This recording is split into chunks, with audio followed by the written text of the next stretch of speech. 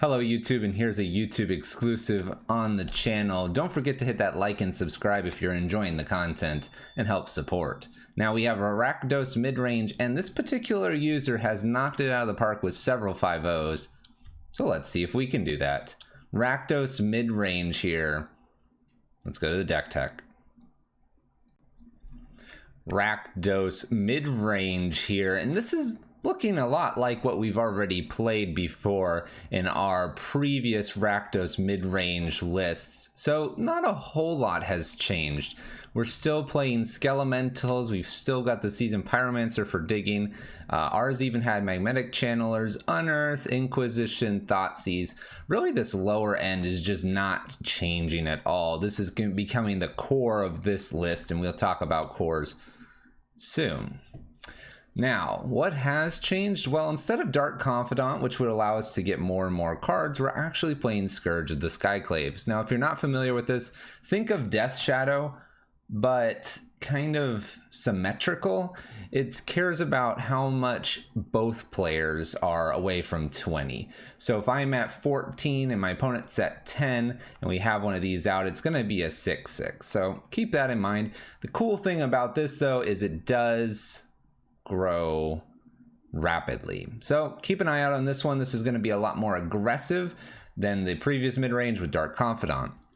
The other thing that's kind of interesting is instead of playing Liliana, we're playing Blood Moon. Now, Blood Moon's been exceptional lately in the Red Prison matchups, and so I'm not surprised to see it here. Even Jund is starting to play Blood Moon. So Blood Moon here seems fitting for our channel. Sideboard, we've got a few Collective Brutalities. This is likely for the burn matchup. Red-Black has a problem with gaining life, so once you lose that, you're pretty much at that life total. So Collective Brutality, do this, remove some small things. We have Hazoret here, which is just great against some of these destroy decks, things like Jund, Rock, other Rakdos ones. So we got this, we've got a Braid in case you need to deal with some artifacts, but probably also more just the removal is nice for small creatures. A few Ratchet Bombs. Now this is kind of an interesting one. Ratchet Bomb can get rid of tokens, but also what's interesting is because Magic, specifically Modern's meta, is starting to reduce and become efficient again, kind of back in the Death Shadow days, a Ratchet Bomb can kill quite a few creatures. So Ratchet Bomb's there, and Soul Guide Lantern, the in-between of Tormod's Crypt and Relic in some ways, and though this will be interesting to see how this one plays out. Yeah, we'll see how it goes. Anyway, this is Rakdos mid-range here in Modern. Let's take it for a spin and see how we do in the leagues. Match 1 coming up. Rakdos mid-range here in Modern. Really excited to see how the list performs. Big fan of Lightning Skelemental, definitely liking the Channeler when played, and I'm just pretty comfortable in the colors of red and black with the interaction, taking cards from our opponent and trying to kill some creatures. So it seems fitting, and we'll see how it plays out here. Looking for our opponent, match 1 here, coming up. We found an opponent. Let's begin Magic here. Should be good, I think.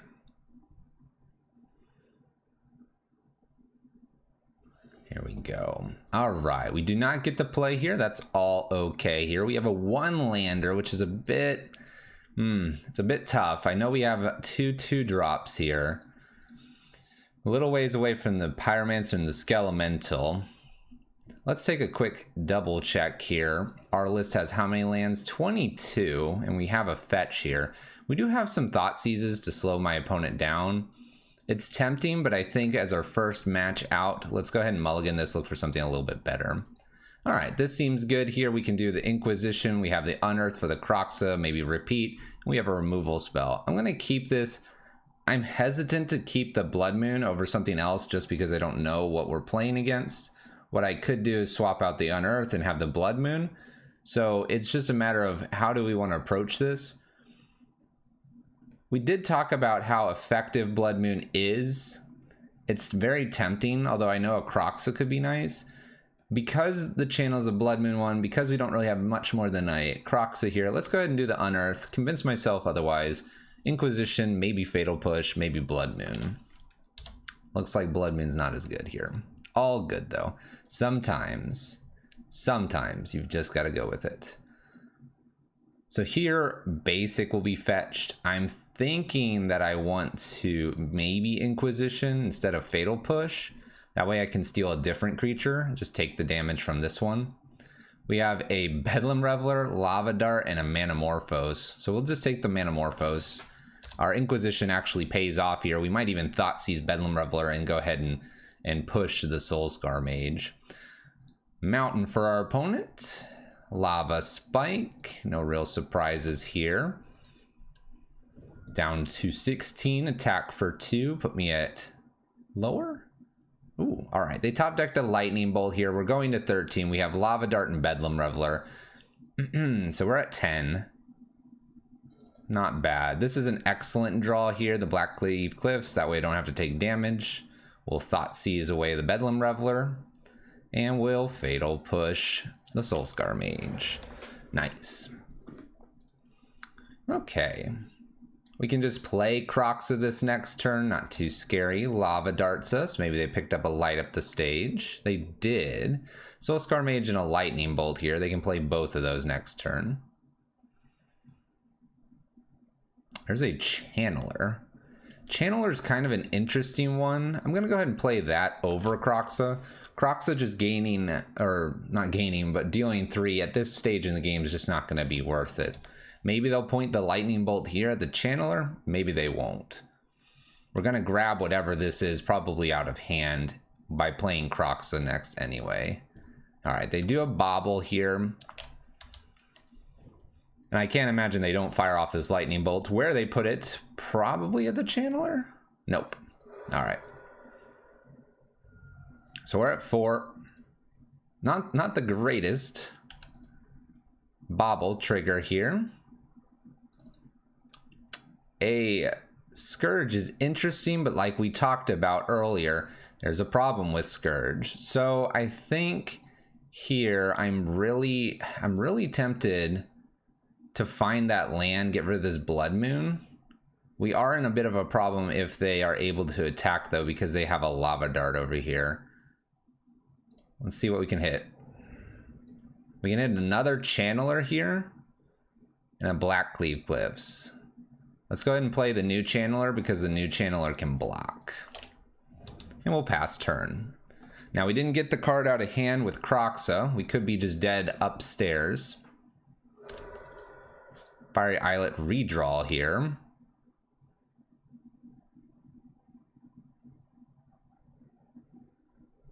If there is any way for us to block here, it'd be nice. Lava Darts me.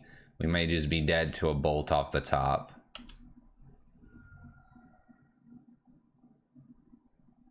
And I Light Up the Stage to follow this up. Light Up the Stage shows us a Bone Crusher Giant and a Swift Spear. So we're not dead yet. We're very close though. Go ahead and block.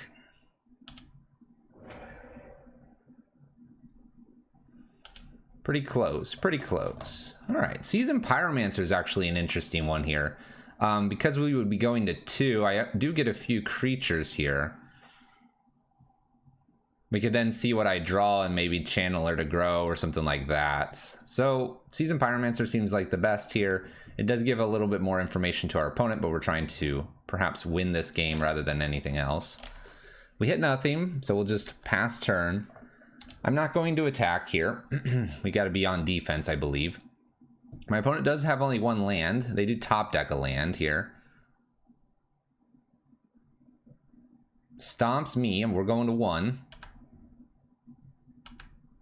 A little bit dangerous because this Bone Crusher Giant's going to show up.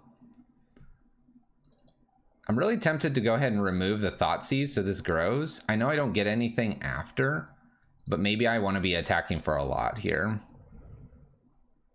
That's fine. Skelemental would have been nice, but we'll take what we got there. It's now at 4/4. All right, new Skelemental here. We have a Bone Crusher Giant coming, and we have them with 1 card in hand.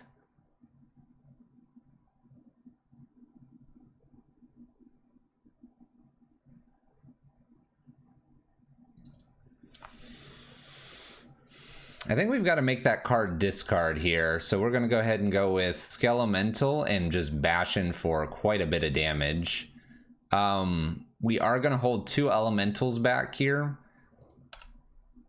Hoping it's not Lava Dart. We'll find out here soon. We'll hold back 2 elementals in case they top deck a Swift Spear. My opponent goes to 8. So there's some things that could kill them. There's a Fiery Islet. Lightning Skelemental goes to the bin.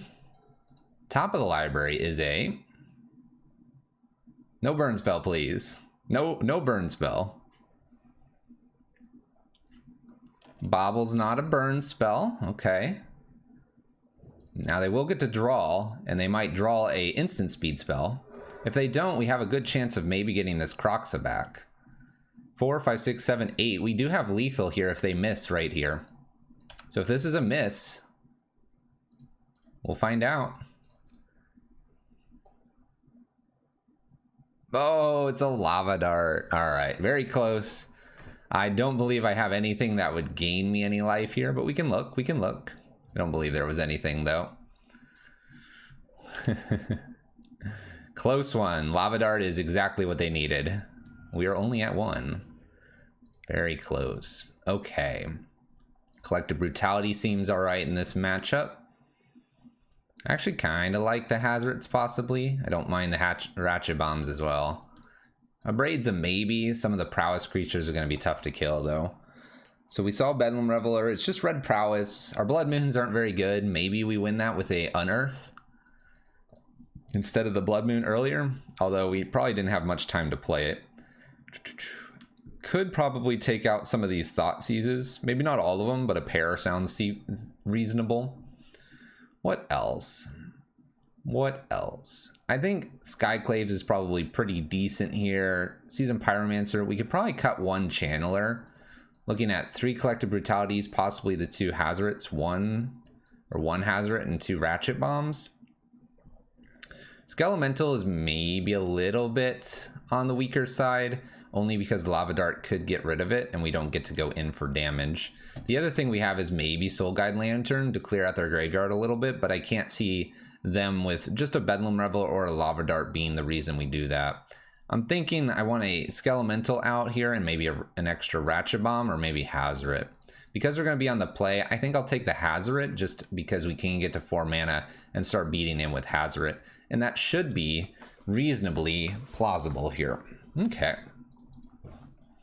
Let's go. All right, so we have a 1 lander again with a 4-drop. No other things. We'll go ahead and mulligan. We have a 2 lander with 1 Pain land. I could get rid of an Unearth here. Probably okay in having double Bolt. And we'll just see what this ends up with. Kroxa is probably the least likely we would want in the opening hand. Opponent Lava Spikes us. Say Unearth. We'll pass. Not going to worry about burning some life total here with Kroxa. It's not going to gain us that much. Would rather Bolt and Fatal Push be available. Lava Spikes me again. Lights the stage. So we have Mountain and Bedlam Reveler. We'll go ahead and cycle this. All right. It's nice to see a not so painful land. A couple of them now. So let's go ahead and play Kroxa. This will allow us to play Kroxa as soon as we get enough lands out. Does get rid of 1 card as well. We're seeing Mountain and probably Bedlam Reveler. Maybe. They can reduce by 1, 2, 3, 4 with this discard. They would need 1 more spell. Maybe a Manamorphose will get them there. We can double bolt this without too much of a problem. Double bolting and then getting Kroxa down. We're way behind. But sometimes you've got to play from behind. Soul Scar. That's it.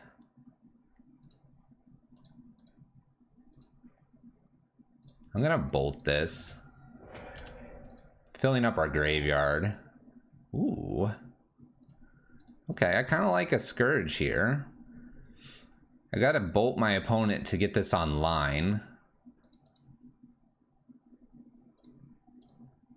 Let's go ahead and bolt them. I'm going to 11.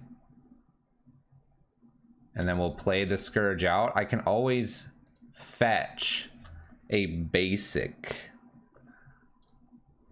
And then we can get Kroxa if they kill this. 1, 2, 3, 4, 4, 5. Stomps me. All right. I can replay Mr. Bone Crusher Giant here. 4th land, Bone Crusher and 2 unknowns. Plays Bone Crusher. I wonder if this is a turn to go ahead and remove this. I take a little bit extra here, but it will guarantee I get to play Kroxa. And then attacking with Scourge, we might have just a 2-turn clock here. This puts me to 6. This puts me to 5, so it's two bolts from them. This is a good draw. This means it's got to be like 2 bolts. It can't be a lava dart somewhere. So definitely fire this off. Kroxa coming back. We have a redraw next turn as well. Now, I don't expect this to do any damage here. I'm expecting them to have maybe 2 things they could cast. Maybe they flooded out, though. There's some damage right there. Fiery Islet plus the Scourge here. Top of the library is on our opponent now to get there. This is 12-12 and a 6-6. Lightning Bolt. Lightning Bolt. All right, our opponent finds double bolt here, and once again, we're only the turn away from taking them down, unfortunately. Very close. Our top deck would have been Seasoned Pyromancer. We could play that and have red-black, draw 2 more. We'd have something to block a chump blocker, perhaps. But hey, comes down to both 1 card and 1 turn here. Just a touch slow, and maybe our Sunbaked Canyon's just a little bit too much damage here. Rakdos mid-range, though.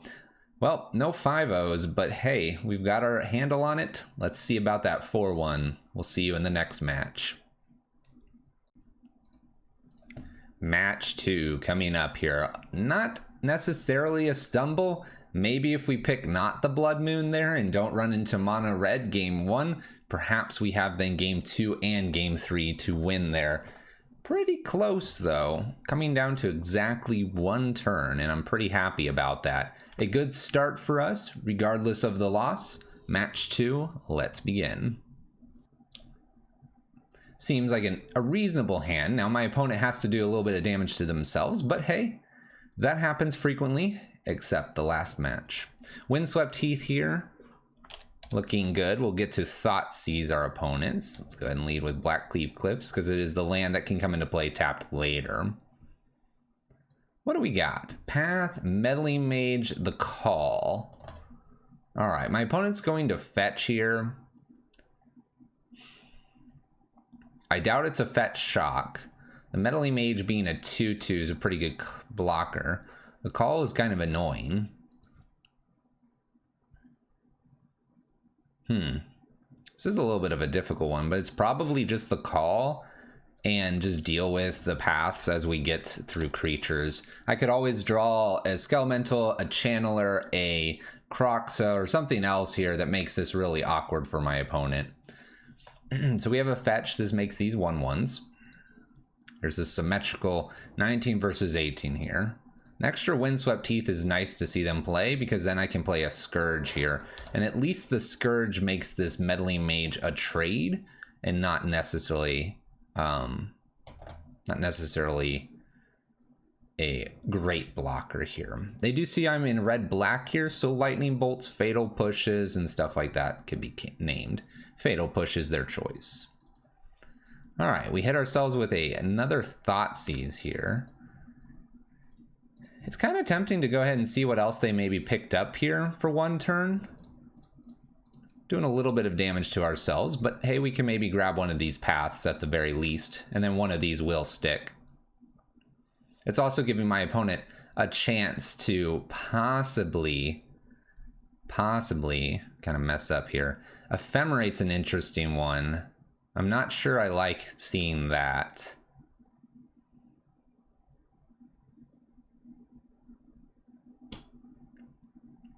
couple paths here within the deck. Ephemerate's pretty dangerous. Let's take the Ephemerate and we'll just ramp with paths. May seem like a bit of an odd take here, but they're gonna have to path the Scourge to get through, and we're okay with going low. It's gonna help Scourges in the future. Unearth. All right. Go ahead and cast one of these. We could also attempt to cast with Kicker.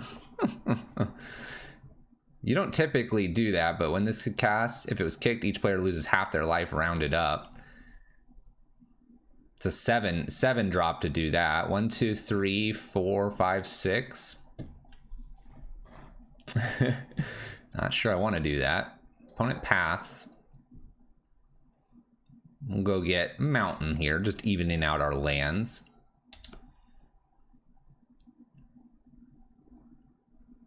Aether Vial, Path, and an unknown card here. This might be a cycled Unearth. I could see that. We have a lot of great top decks here. We're going to go to 12. Nope, we're not. All right. This is not one of those top decks, though. Not one of those top decks. Let's go ahead and fetch. I know that this doesn't come into play untapped. Let's cycle. Trying to hit a 3-drop here. We miss again. I'm really tempted to wait on this because my opponent didn't attack. I don't see a real benefit here. 1, 2, 3, 4, 5, 6, and then a 7. Taking 4 here, 5 with a fetch land. It's not the ideal situation, but with a few bolts after that, it could be beneficial. We'll see. Breeding Pool tapped here. We have Path and an unknown card still. My opponent decides not attacking is their thing. Let's put this into play tapped and pass turn. Apparently, I'm just going to draw all my lands. Here we go again. Well, we're going to kick a Scourge, it seems. Put them to 9 by doing it. I'm sort of down with that. They still do not want to attack here. All right, well, there's Fatal Push. Fatal Push is a dead card at this point. I suppose it's time to try to get this out of the way. We are at 6 now. This should make things interesting. They're like, I'll path that. This will be interesting. Paths. We'll get another land here. Nope, no more lands. Go ahead, opponent. Now, Meddling Mage could kill us, but we're living on the edge here. Why not? They cannot feel good that I've been holding some cards here, just did that. So maybe they'll hang tight here. The balance. The mind games. We've also really flooded out here. For a deck with 22 lands hitting 1, 2, 3, 4, 5, 6, 7, 8, 9, 10, 11. 11 in the top 17 cards. It's pretty good. It's pretty good. Eternal Witness here to get Ephemerate. Ephemerate to flicker Eternal Witness. Eternal Witness to flicker and get a call. Call to get whatever their big creature is.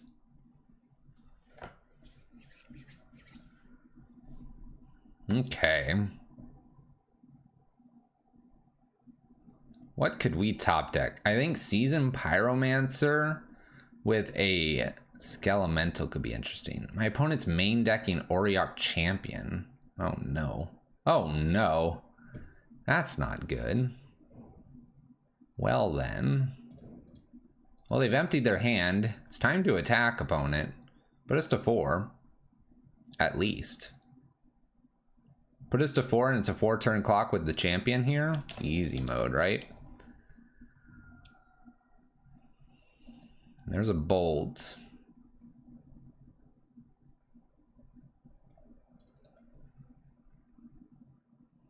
So I have to beat a 3-turn clock here. I bolt this. I have to fetch to Fatal Push this. I'm at 3, then this puts me to 2. Top deck Lightning Skelemental. Top deck Lightning Skelemental. I mean, why not? Luckily, they don't have an ephemerate coming off here. And I'm pretty much out of, I'm out of lands just about. So we need a top deck well here. Maybe Kroxa wouldn't be bad. Kroxa, get to play Kroxa, replay Kroxa. So Kroxa looks good. Seasoned Pyromancer's probably okay. Skelemental would be good. Scourge is probably worth it. Channeler could be worth it. Channeler is a bit of the weaker one. Whoa. Watcher for tomorrow. My opponent goes to 9 here. Still need something like Skelemental plus something else. Face down card here. I presume they attack. So we're dead off the top now because of this. And we we hit another land. We'll go ahead and concede here. Extra land's not doing it. Extra land, there's a fatal push. There's that season. So if we would have hit the seasoned Pyromancer here, draw 2 after that. Oh yeah, see? That would have been nice. Not what we got though. Okay. So they do have Aether Vial here and Little Creatures. Abrade's looking pretty decent. Ratchet Bomb is one of my few ways to get rid of Auriok Champion, so we'll definitely bring this in as well. Not too many spells. We did see an Ephemerate in Path. I'm not sure if that's worth this Collective Brutality, if their creatures are small enough to kill.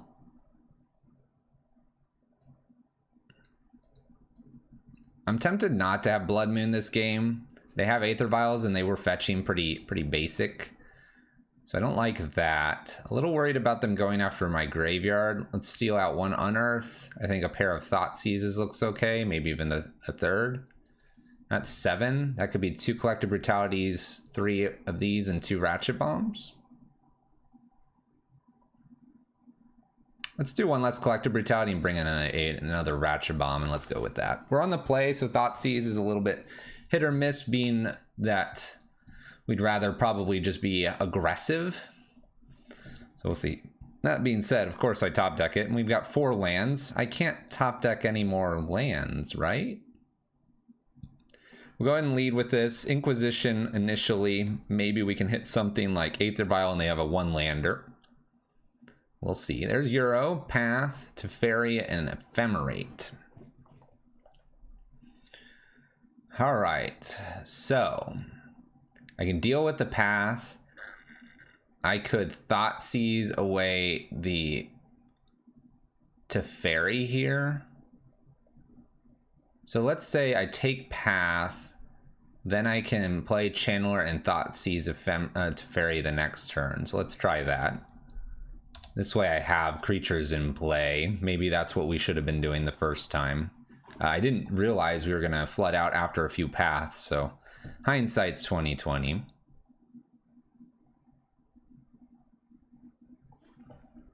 What are you gonna lead on? Windswept Heath. Excellent. Cracks the Windswept Heath. Did we get a turn 1 play here? Snow-covered plains and Aether Vial. So we did. We did. All right. Let's go ahead and thin the library ever so slightly here, getting a basic mountain. And we'll play Channeler past the turn. Having the second Channeler is kind of nifty here. We can turn this into essentially a draw. We have red, red, black, black with our mana base. So that's looking good. Breeding Pool puts this into play tapped and plays another Aether Vial. Okay. Kroxa is cute. So Kroxa could be a discard. They probably just discard Euro if I do that. We probably just want to play an extra Channeler here and Thoughtseize with the intention of we could put this away, do something else, and I don't know, maybe I should be digging here. What if I Kroxa then? It's just Euro and something else. I want them to have to play the Euro.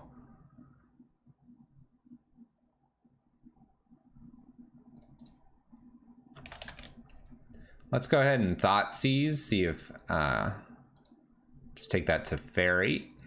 We know about the Ephemerate.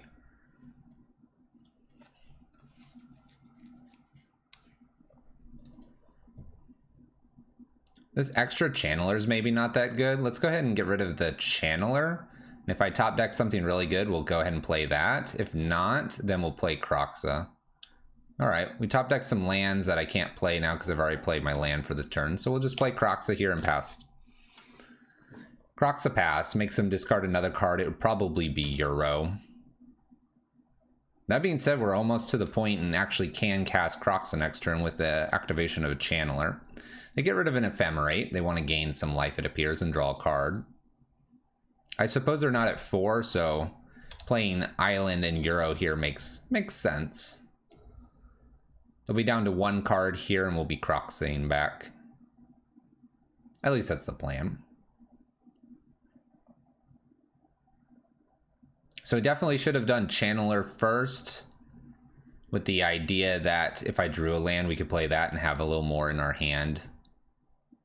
This works well, though. It'll be fine. The call here. Call can go get Meddling Mage and name Kroxa if they wanted to. They go get Auriok Champion. Auriok Champion is played here. We have Island and Euro. Okay. Let's go ahead and use the discard here, just really quick. We get a Seasoned Pyromancer and another Kroxa.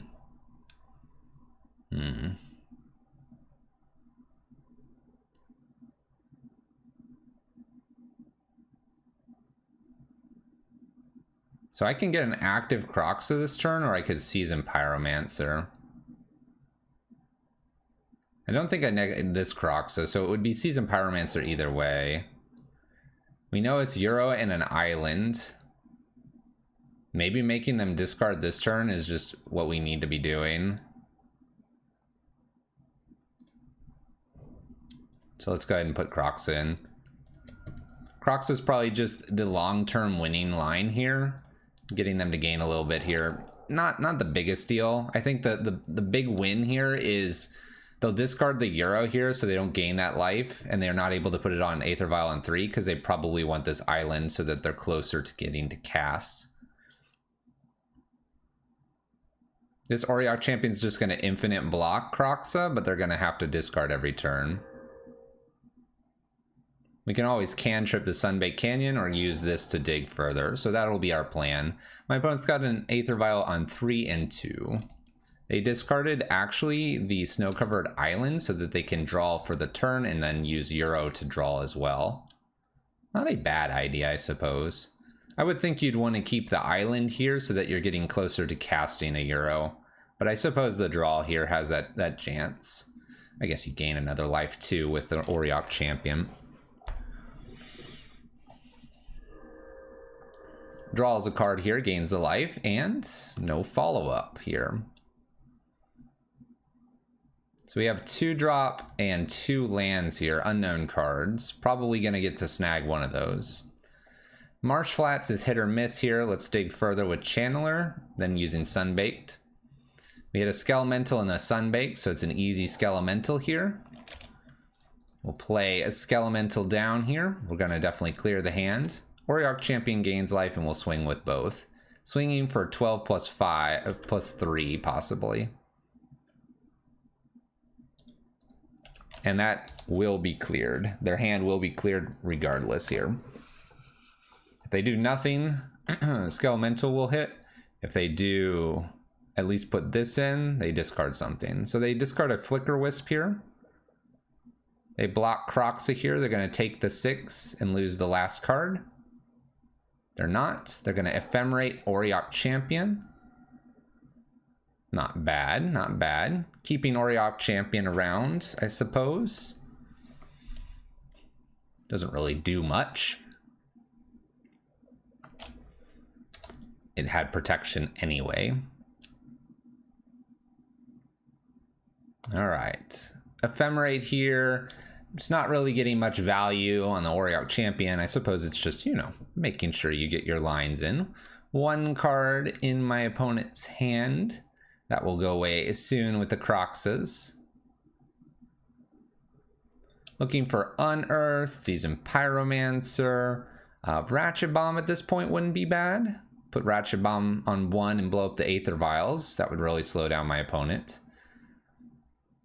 They play a call, so they're going to get a creature and going to be able to play. Might get a Euro here trying to draw into their land. Might get another Auriok Champion here just as a blocker. Skyclave Apparition. All right, Skyclave Apparition probably taking care of Kroxa here. That's a good one. That is a good one. I can't imagine they get rid of the Channeler. To me, that would be silly. Kroxa gone. All right. We'll get a 2/2 maybe later. All right, there's a Fatal Push. We could draw here. Just take a natural draw. That way I can kill this. I guess I'm okay with that. We only need 3 mana for the most part. So Fatal Push here. You know what? Let's use Channeler to see if there's something else we want to do. All right.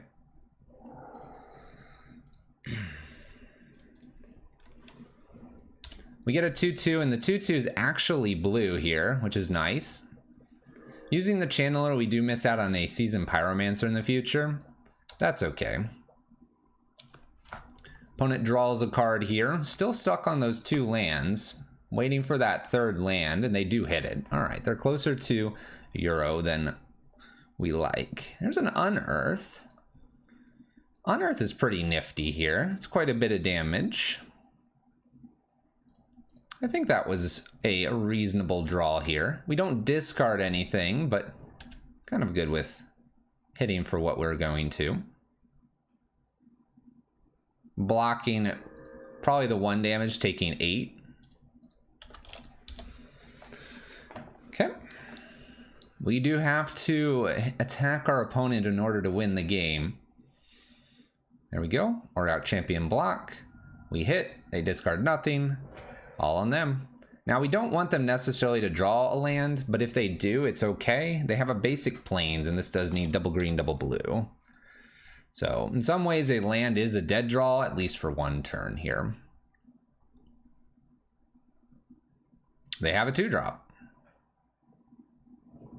Ice Fang Kodal here. All right, not a bad one. Gets to redraw. It does not have currently Death Touch. Gains a life.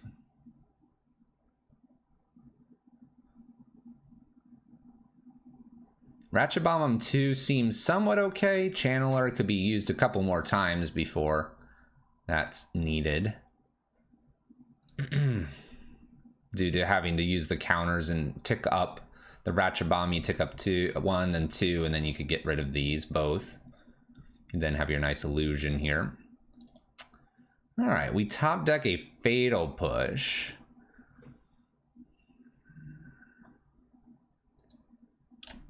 Let's go and attack with this illusion here. I like the idea of potentially offering both Auriok Champion and Ice Fang here up to maybe block and kill this. We can then Fatal Push as well. If they do a singleton block here, or no block, I'm really tempted to go ahead and just get rid of this Fatal Push and see what else I draw. Hoping that's not Skelemental, because then we would have rather been attacking. I could also leave this in hand here for a future 2-drop. Might be also the way to kill Euro in the future. Let's hold. Let's hold. You can always use it at a different time here. If they try to Flicker Wisp Ice Fang here, it might be good. It's an Eternal Witness. That's pretty good. So what are we going to get back here? Just Ephemerate this time? Does get back an Ephemerate.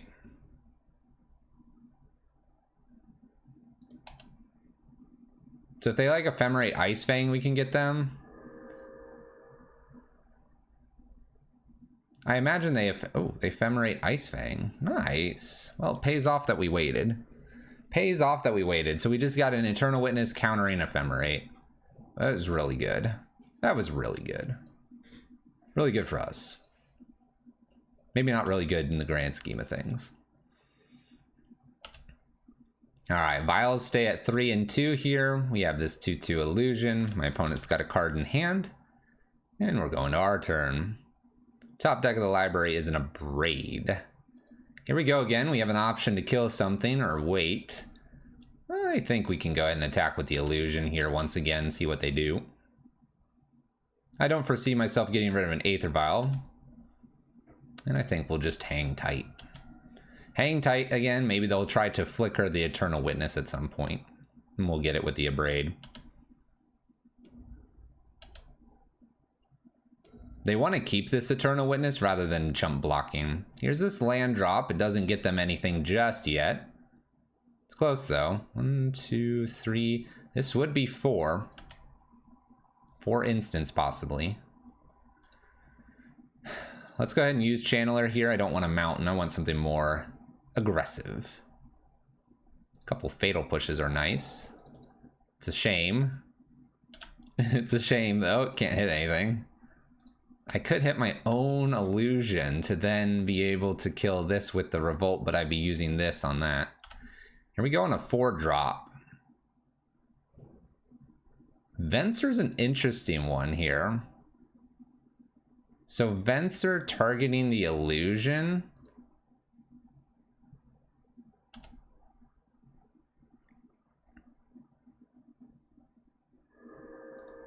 So this is kind of interesting. We're gonna go ahead and kill the Venser here, and then this Fatal Push can kill the Eternal Witness. Seeing a Fatal Push and doing that, I'm a little surprised. This also turns our Channeler into a 4/4. Not that our Channeler can get past the Auriok Champion, unfortunately. Alright, Flooded Strand here, gonna get blue, it looks like. They need green to get Euro back. It's nice to see that Aether Vials are now in 4 and 3, and we don't have to worry about flashed in new Auriok Champions or Ice Fang Codals. That being said, Vensers and other things are lethal. 2 things at 4, interesting. Burnington Forge gains a life, but that's about it. Protection from red's pretty good now too. Well, I think I want a Ratchet Bomb. Wonder where we're trying to put this Ratchet Bomb. I've used 2 Fatal Pushes. The protection from red is definitely a problem. Don't see a reason not to play Ratchet Bomb though. Ratchet Bomb on definitely minimum 1 here. I suppose the attack is worth it. Make them actually block.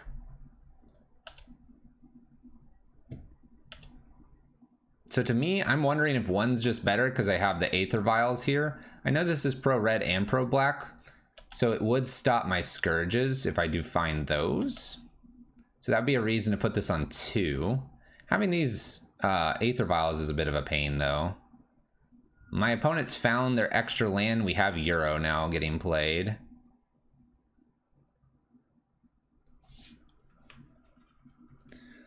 So Euro is going to be a bit of an issue here. We didn't bring anything in for the graveyard. Wasn't really thinking that that was going to be a problem. Our Blood Moons are looking a little bit better to re-up on the Euro. All right, we gain some life. We do all of this. Back up to 12.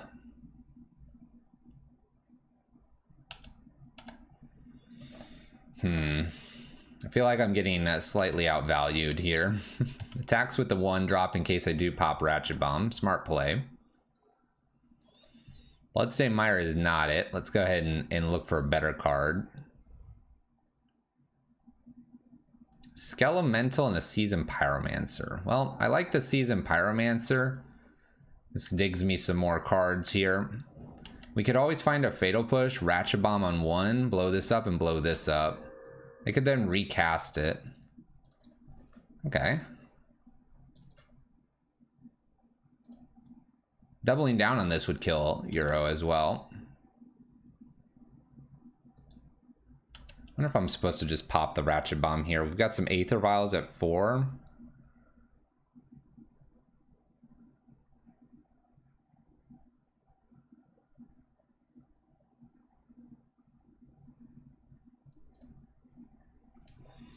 Auriok Champion's going to be harder to get through, but I think blowing this up and not preventing one of these, if I'm going to go that route to kill Euro here, is smart.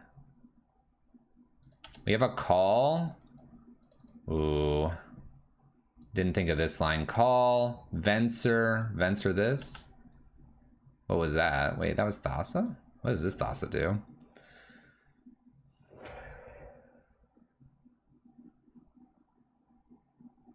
At the beginning of your end step, exile up to one other target creatures you control. Okay. Tap another target. So we just want to tap a creature if we draw a land? Maybe this is all they had. That seems like a bit of an odd one. Definitely gonna block here so I keep my life total a bit higher here. Oh, they do hit the land. Oh. Oh, is all this gonna happen right here? Tap down? Well, that's not tap down mana. You need one more. I will definitely block here. I don't like my life total going too low. Okay. Eternal Witness. Dang. Eternal Witness, get back Ephemerate probably.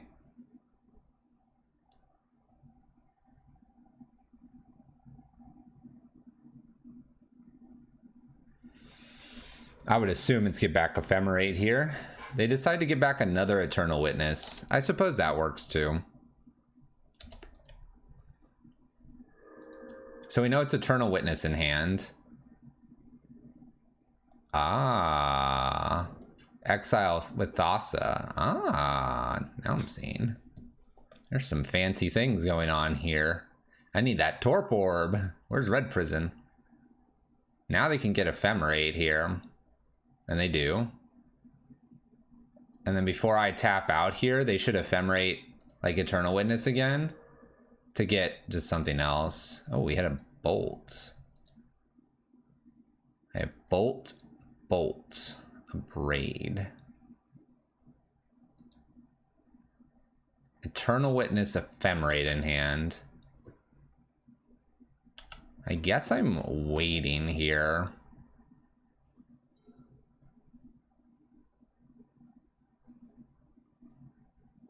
Skyclave. If I try to double bolt the Euro here, they could just Ephemerate it. Let's use this to get rid of the Abrade. See if I can get a Fatal Push. I had a Collective Brutality. Not something I can cast right now.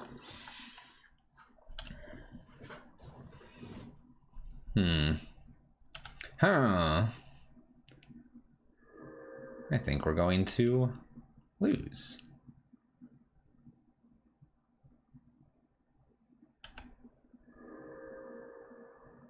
I guess double bolting this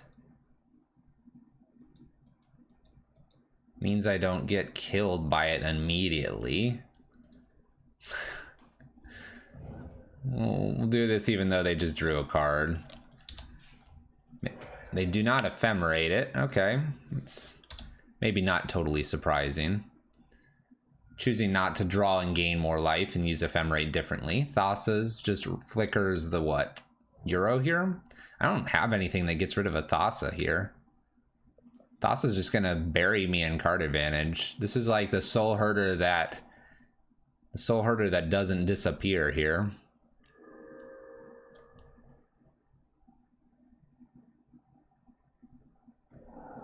Inquisition's not gonna do it. We can take a look though. See what else our opponent's up to. This is a wild list. Oh yeah, look at all this. Ephemerate, some flickers and paths. I suppose I take the Ephemerate, but then they can just play Eternal Witness and get it back. We're taking 5 this turn and 5 the next turn pretty easily, and they're getting this Thassa. I don't have an out. Looks like our Bant Flicker not Soul Herder list is taking us to the lose bracket. Taking us to the lose bracket. All good. We got to see something really fascinating here. I've never seen the Thassa here. And maybe we really did miss them on maybe needing that Soul Guide Lantern. Haven't seen this version before. I was thinking they were a little closer to Heliod combo because we saw Call. We did see Meddling Mage is kind of an interesting one, but we didn't really see anything that indicated anything too crazy. Game 1. Not that I recall. Maybe leave a comment if I missed something that would have indicated that earlier. That being said, it's 2, 4, 6, 7 damage here. I could maybe kill one of these, but they have the Ephemerate in hand, and we do top deck a land. Opponent takes it from us. We're 0-2. Not a great start for Rakdos Midrange.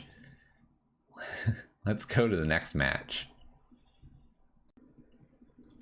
A horrendous start for Rakdos Midrange.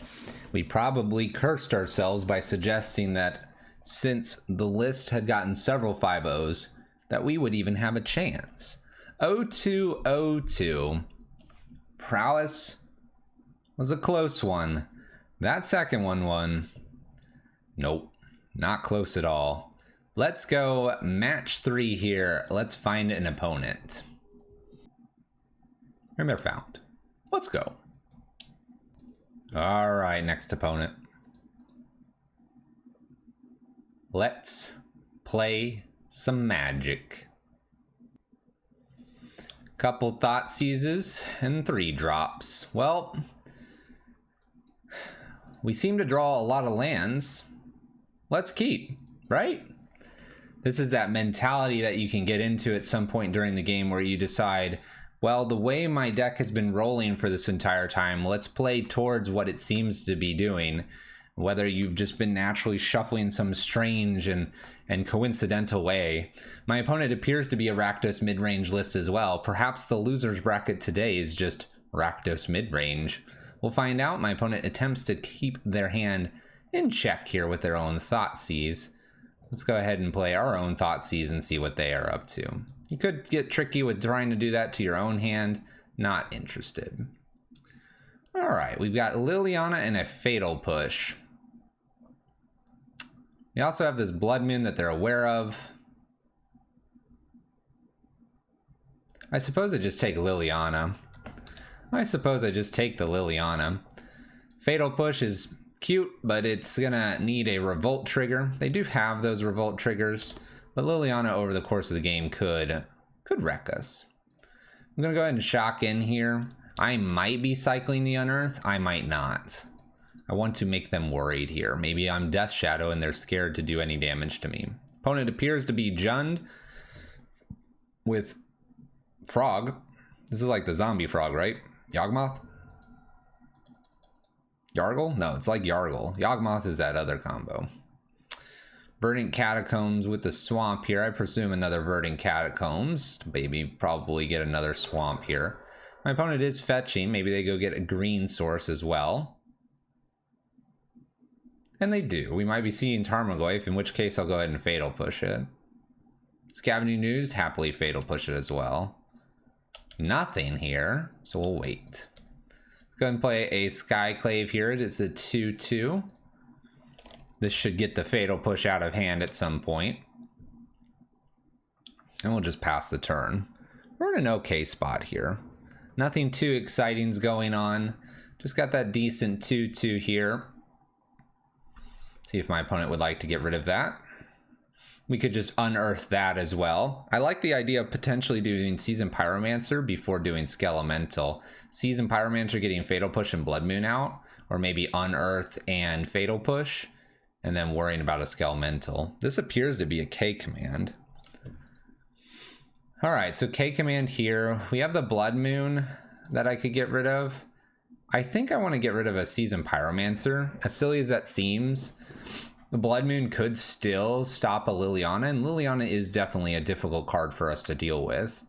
So it may be worthwhile keeping the Blood Moon.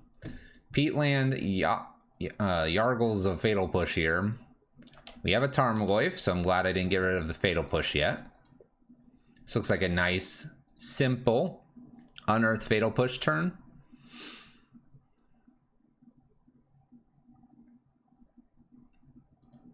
Let's go ahead and cast an Unearth Unseasoned Pyromancer. We're going to get rid of Land and Blood Moon here because these cards are really good for where we're at probably in this game.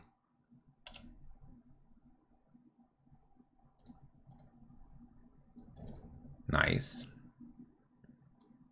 Basic land here and pass. This way I can use the Fatal Push differently. I'm hoping that they go ahead and Fatal Push the Seasoned Pyromancer, but I hope they do that on their turn. They can get rid of a token here. If they do that, I might in response hit the Tarmogoyf. Cool. All right, I like this trade here. I like actually having them have to deal with the Seasoned Pyromancer, and if they have a Liliana, they might be pressed into down ticking instead of up ticking. There she is. This feels like down tick territory. There it is. Skelemental feels like, oh, well, there's a Nile Spellbomb. All right.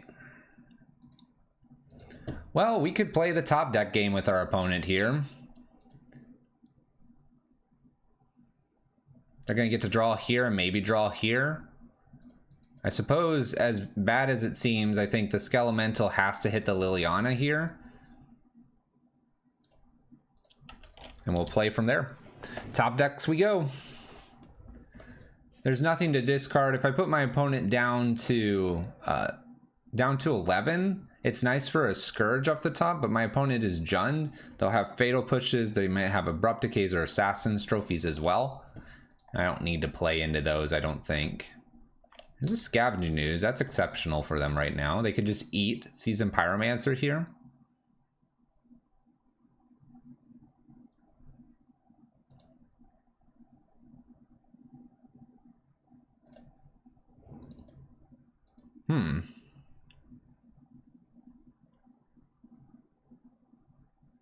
There's a lot of things the Scourge can eat.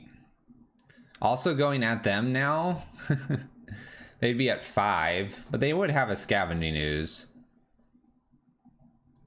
Wonder if I can wait here for a turn and see if I can get them to activate Scourge or Spellbomb and then try to get the other one to do the Seasoned Pyromancer here. Just getting a few blockers wouldn't be bad. They do try to eat the Seasoned Pyromancer. In response, we will try to get it back. It looks like we're getting it back. I'll take that. They gain less life here. We get a few chump blockers, and then the Nile Spellbomb didn't get rid of it either. We only have one creature left. They have one as well. Cool. I'll take that. Could have been a lot worse. Leaving Nile Spellbomb up. We do need to dodge an Inquisition or a Thoughtseize here, which seems very doable with my opponent tapping green and whatever this was, black or red. All right, my opponent attacks us. I think we just let this through the first time. At most it grows 2, so it's 4, putting me to 9. I like some future chump blocks. I also like elementals to potentially sacrifice to Liliana.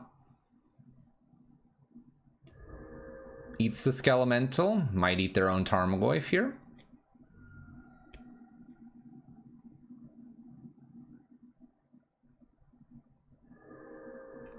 All right.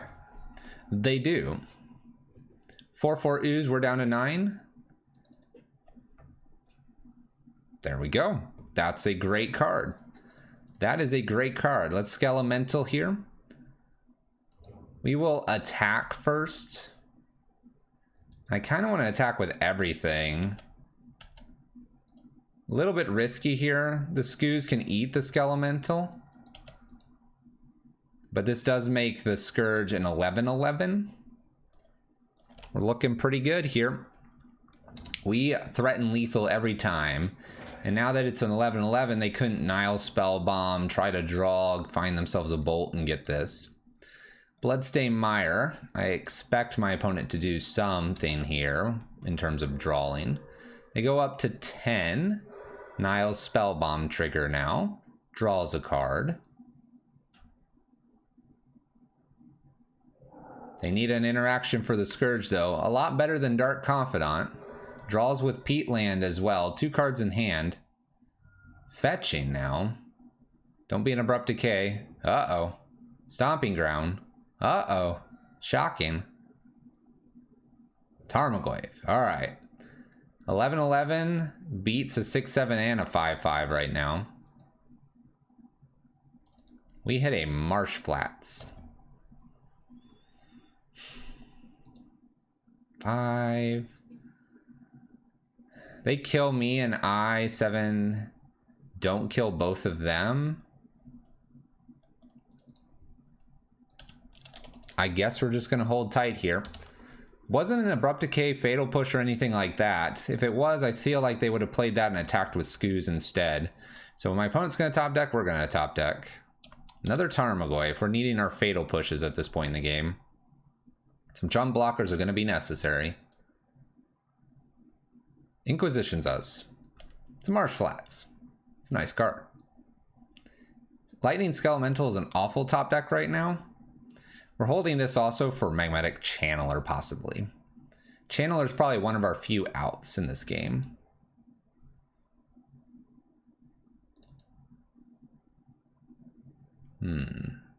Fatal Push, you say? Alright, we're gonna hold this. I need kind of like a second Fatal Push here to get rid of something else. In some ways, I'd like to encourage them for that Scavenging Ooze to eat the Tarmogoyf to grow. If they could do that, it'd be oh so nice. I could then shrink both of these, but then I'd kill this and it wouldn't shrink them, so back and forth. Overgrown Tomb, probably not going to do anything too crazy here. I can't imagine they attack into this just yet either. That would surprise me. Alright, we hit a Sunbaked. Definitely going to go ahead and just cantrip this. Blackleaf Cliffs. If I attack, they block both Tarmogoyfs here. They might even triple block this, and I don't like that at all. We'll just wait. It's not great, but I think I could beat them with bolts or something else here. Inquisition's us, so in response... I'm tempted to get this Scavenging Ooze. Scavenging Ooze gains life in the future. I know the Tarmogoyfs are very large right now, but if I kill a Tarmogoyf, this just becomes a 6-6 anyway. Alright, so they gain just a touch here. 5-6, goes back up to 6-7. They see that there's nothing to grab here. They're looking for really just another creature at this point. Another creature. Kroxa wouldn't be bad. There's no attacks here. You're empty-handed. Can't attack. I block, and then I'd start attacking you. Unearth, huh? Unearth is a really good one. We'll go ahead and attack with Scourge, and I can bring it back now. I'm glad I got rid of the Scoos. Wasn't really planning for that to be one of our top decks. We will now kill a Tarmogoyf, probably, and get our Scourge back. I'm not going to attack with the Elementals in case they decide just to chump block here, because then we would die to a bolt. Alright, so that happens. To me, I think I can go ahead and now cycle this instead and try to hit an actionable spell here. There's a bolt, so put a land into play and pass. So now I have 2 blockers here. We have Tarmogoyf. I have a bolt to go upstairs. They don't attack because they need to defend one more time. 3 mana, 4 mana, Bloodbraid Elf. Okay, this is sketchy. Lightning Bolt. Okay, wonder where that'll go. Kills an Elemental. We're gonna hold the Lightning Bolt. I have plenty of mana to play it next turn.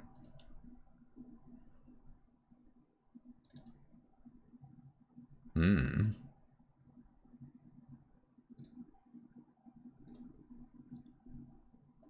6, 7, 8, 9. So we bolt Bloodbraid. Play land. I'm gonna go for the kill here with the Seasoned Pyromancer. If we miss it, that's fine. I'm looking for Fatal Push here.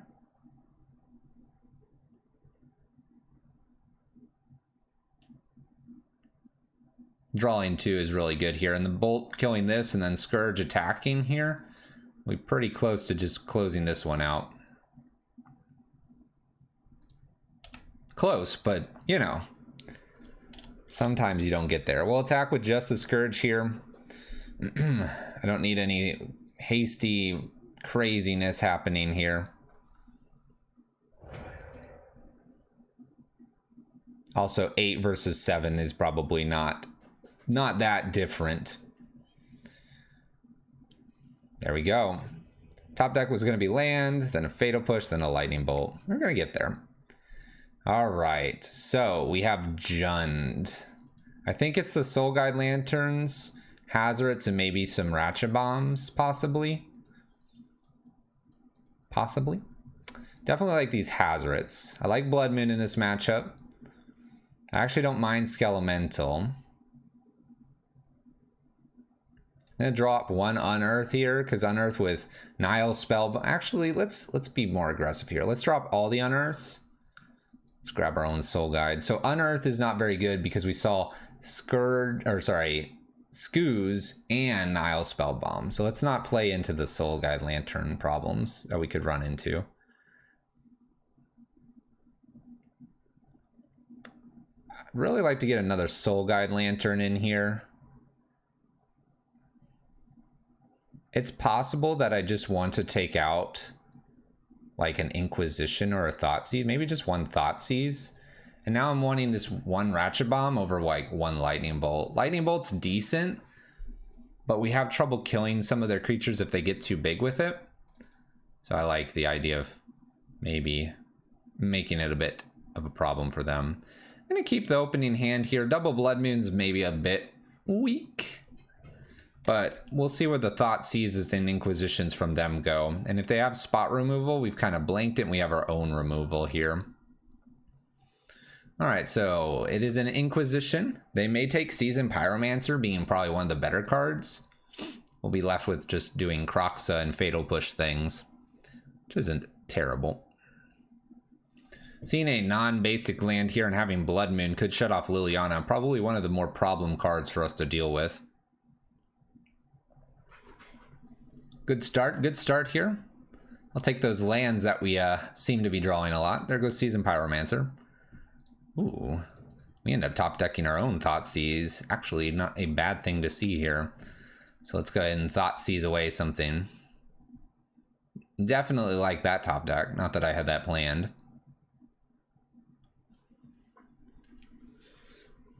Let's see what you got. They're attempting to pay cost here. Oh, they Surgical. Oh. Dang, they're really going after the graveyard now. All right, Surgical Seasoned Pyromancer. Definitely a great card for them to take. Maybe a little awkward now that I have a Kroxa as well. Hopefully they grab the one in the yard. There goes the 3. Taking a peek at the list here just to see what's going on. Should grab that one. They do. Thoughtseize finish is going off here, and we find our opponent playing lands. Well, they have a Bloodstained Mire. They can go get a basic swamp, and then they have a forest. So they're covered for their land base. I'm not going to fire off a Inquisition here. My opponent had 4 lands, so Kroxa here, probably grabbing that Overgrown Tomb would be my guess.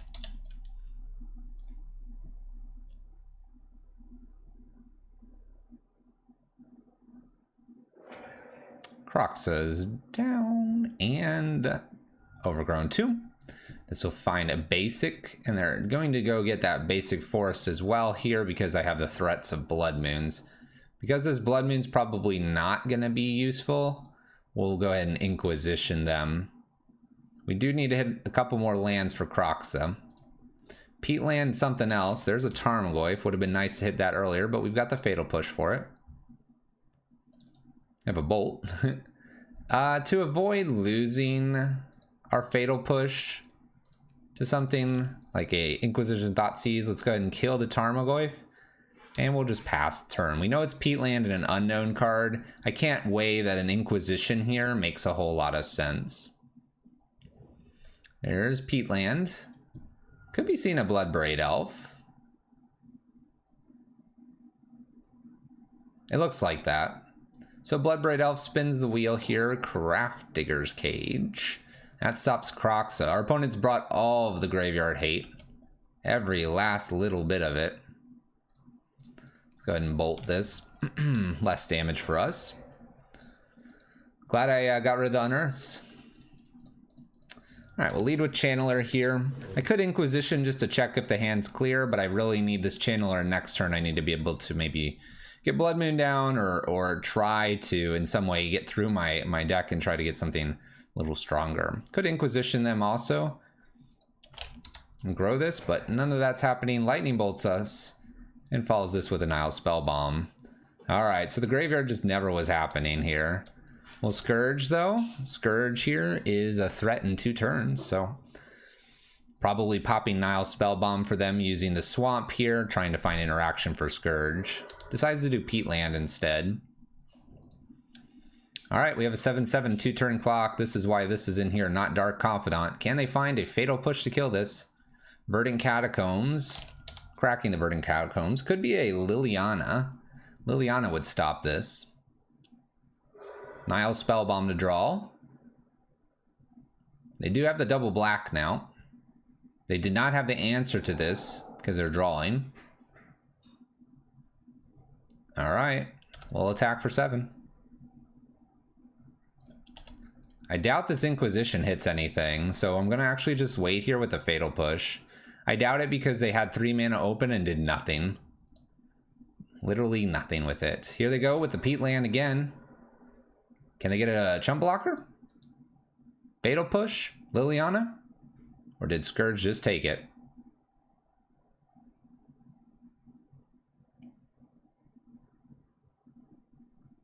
And Scourge takes it. Much better than a Dark Confidant, although a Dark Confidant in its own right would be nice, being able to double draw. Scourge, just being a big beater, takes it down. There we go. There's 1 win. We're 1-2 here. Match 3 complete. We'll see you in match 4. Match 4. We've come back here. Getting that win. Let's go. Let's find another opponent. Can we make this a 2-2? On the upward swing here, playing the Rakdos Midrange with Scourge, Skyclave, and Blood Moon in Modern. These creatures. Ooh. And we found an opponent. Let's begin Magic. Match 4. Will-O-Wisp is our opponent. Let's see what we get here. 2-lander. We got some Channeler, Unearth, and Fatal Push. This seems like one of the better hands we've had all league long. Let's go. We'll keep this for sure. We'll see what our opponent does. We are on the draw. They keep as well. All right, it's going to be a game of Magic. So what does our opponent lead off with here? Windswept Heath. Windswept Heath fetching. I'm getting a Temple Garden. This Fatal Push is feeling like a really good option here. Arbor Elf from our opponent. And passes us back. So we do have Inquisition, or we have Fatal Push. I think it's probably just smarter to go ahead and Fatal Push here. Arbor Elf can get some really busted turns with Utopia Sprawl. Even a 3-drop would be rough here, so let's not have that happen to us. Horizon Canopy and Temple Garden here. We have Spellskite, making me start to think that I want to do Inquisition over doing anything else here. The Spellskite's going to be able to protect. We could try to do a double Inquisition next after doing Magnetic Channeler and maybe hitting a land, but I think right now Inquisition's probably the smarter line. There we go. We have Conclave, Ranger, Scavenging Ooze, and Spike Feeder. So we have Heliod combo. We have a bunch of things they can't really cast at the moment. I don't know if I can leave them with Spike Feeder and Ranger, but it might be worth it to take the Scoos here. We could also try to take Ranger and Spike Feeder here over the 2 turns. so they don't have the combo. Starting with probably, dare I say, Ranger, but maybe I just need to do Spike Feeder first. Spike Feeder because Ranger can go get a Walking Ballista, which is a problem for us. Conclave's played here. All right. Hoping for a land to be nice. We do not hit that land. Can I take a risk here and play Channeler, hoping they don't get to play Ranger? We're going to go ahead and go with that risk because the risk reward here is a lot higher for us. If they don't get Ranger, they still can just find their combo. So taking a chance here. Deep breath. They did have the Arbor Elf, and I think they're a little bit lower on land count. But hey, they find the Windswept Heath, so they're going to get this. Going to get the Ranger down probably. And then use the Ranger to find something else. Nope, they find Heliod. So they top deck land and Heliod over the last 2 turns. All right. Well, let's go ahead. Let's get rid of a Seasoned Pyromancer. Let's start there. A land is probably better. Let's play our land. This bolt probably doesn't hit anything useful at the moment. Let's go ahead and unearth our Seasoned Pyromancer. We'll get rid of a Channeler. And we might get rid of the other Seasoned Pyromancer. It's tough to say. Getting rid of the other Seasoned Pyromancer gives me another unearth target for the future. The bolt, if I can find a Fatal Push, the bolt gets interesting. Let's do that because I have the second Seasoned Magnetic Channeler. So Seasoned Pyromancer number 2 gone. We do find ourselves a Thoughtseize. We can probably safely do the Inquisition though here. So Inquisition, we're going to take the Ranger.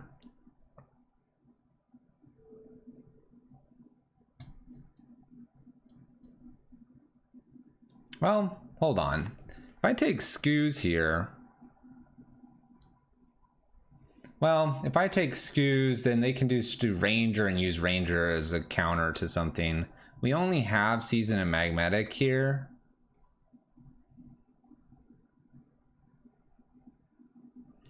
I'll take the Ranger. The Scourge is a problem, but probably the bigger problem right now is going to be them getting the Walking Ballista here. They don't have enough mana to activate it, but they have plenty to protect with that. All right, there's a Spike Feeder. So Spike Feeder, this makes infinite life. This is very interesting. We'll just a bunch of blocks here, right? We'll see what happens. They can activate Spike Feeder and put counters over here. Let's see where they put the first counter. They put it back on the Spike Feeder. That's smart.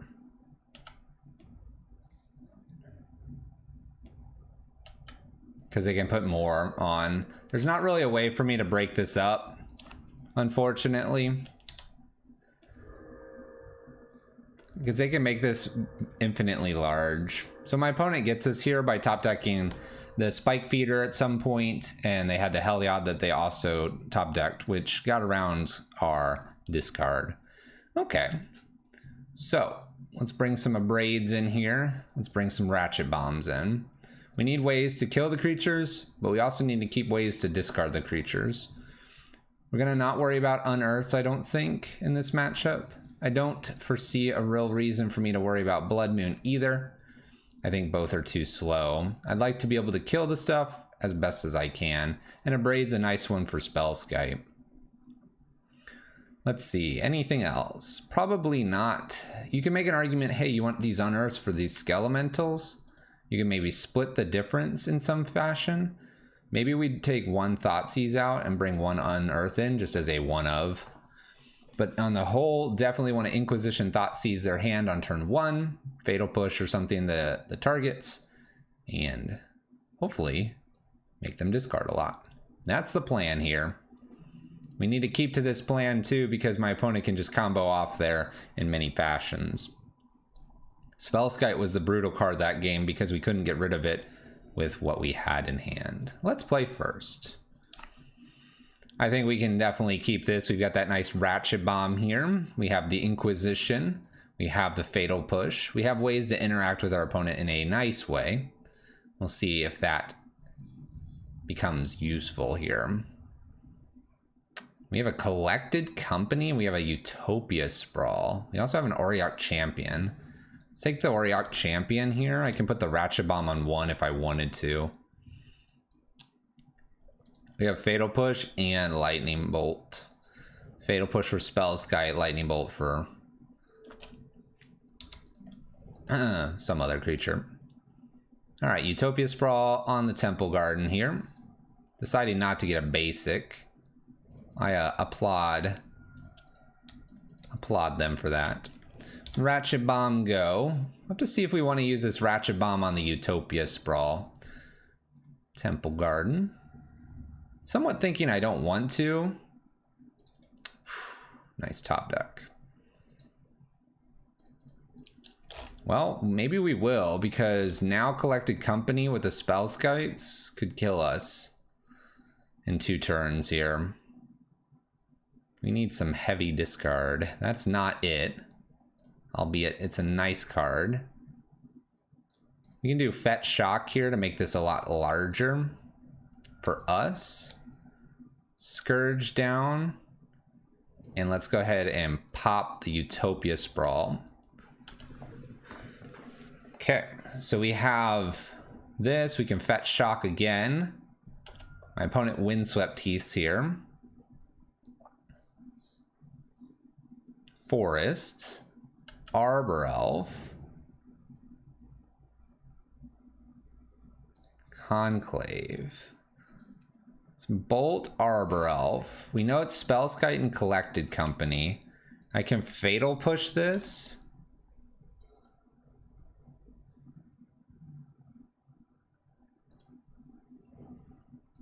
So let's Fatal Push.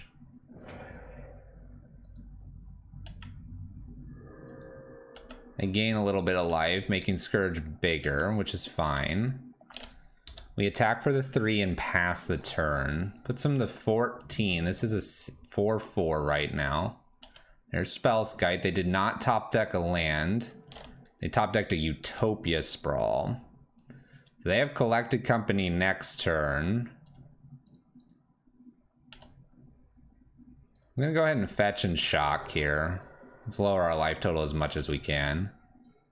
Kroxa. We do get rid of the Collected Company here, which is super big. That's an excellent draw. Now they don't take any damage here. I'm still gonna shock in, and let's attack. If they let this through, it's pretty much a 2-turn clock from here because they can probably block. We'll see what they top deck here. It's very important. It's a land. That won't do it. So we have lethal now. Let's go ahead and cantrip this in case I find a Fatal Push. We do not. All right, in for all the damage we can.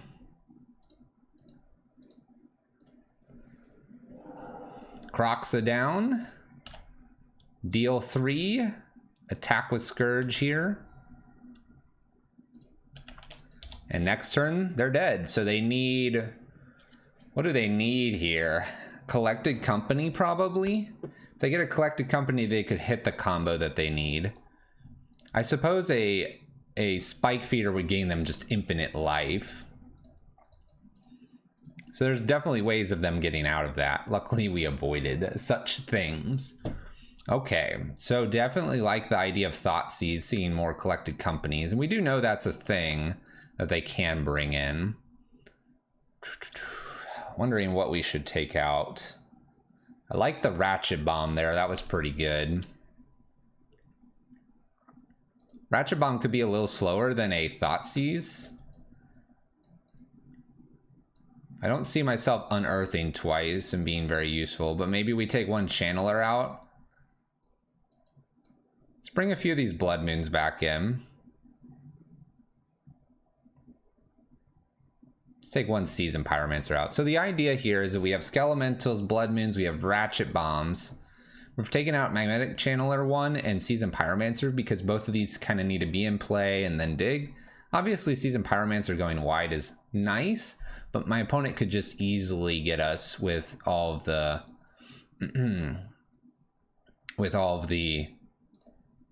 life gain that they can do. So we're gonna go more on the discard plan here, being on the draw now.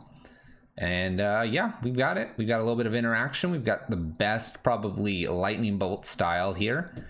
Fetch, Shock, Inquisition, maybe Fatal Push. It's looking pretty good.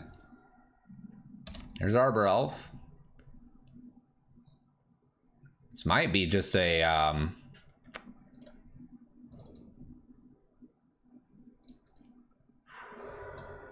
debating whether I want to Inquisition here or if I want to Fatal Push. I think I want to go ahead and Fatal Push because it gives me the opportunity to grab a 3-drop with the Inquisition of my choosing. Auriok Champion is scary, but we have a Ratchet Bomb, so we've got that covered. This is a pretty easy Kroxa here, I think. Could be just an Inquisition, actually. Let's do that. We have a Skyclave and a Heliod. Well, I can deal with a Skyclave. Let's get rid of Heliod. Okay, and I can get rid of Auriok Champion as well. Collected Company is a little bit of a distance away. Looking decent here. Attacks for 1. Respect it.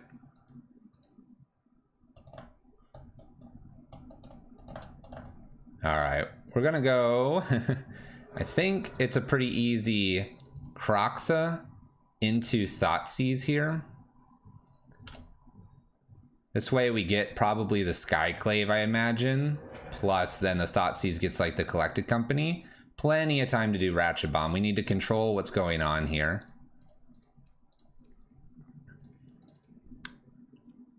So we have a Collected Company that's so far off now. We'll just take the Skyclave here. If we top deck a land, we get to Kroxa, if we would like to. We'll probably Ratchet Bomb though. Scavenging Ooze, so definitely Ratchet Bomb, trying to get it up to 2. I could also upgrade this so I keep Kroxa around. If I hit a land drop, I might abrade Ratchet Bomb here. We can wait on Skelemental. I don't want to lose Kroxa. I don't want to lose Kroxa, but it's probably okay here. Probably not, though. It's probably not all good. Let's go ahead and abrade the Scourge. Something tells me that if I don't get rid of this Scourge, it's going to be a problem. Collected Company here. This is just hitting me for 1 every turn. Easy Ratchet Bomb next turn. Maybe even just Kroxa if they play a land. Gets rid of the Collected Company. So if we hit a land here, that looks good. Might use Skelemental to clear the Collected Company. We do hit a land, so we're good to do Kroxa here. This will also stop them from attacking us. And that feels nice. Definitely feels nice here. Opponent fetch, no shock, obviously. Auriok Champion trigger. Definitely still considering this Ratchet Bomb, and I do like the Seasoned Pyromancer here. Skelemental can help us too if they hold a card. Attacking helps as well. 3 mana finds the Sun Crowned. Okay. Well, Thoughtseize is not what we want to do.